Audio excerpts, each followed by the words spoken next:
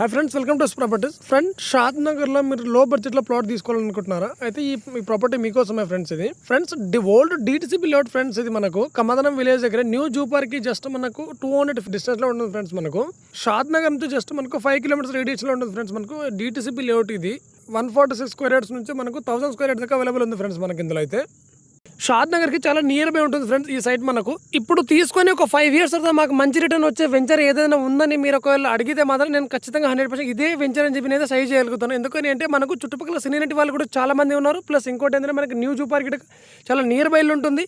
Village గిట్టంగా 1 kilometre distance లో ఉంటుంది. మనకు షాద్ నగర్ 5 కిలోమీటర్ డిస్టెన్స్ లో.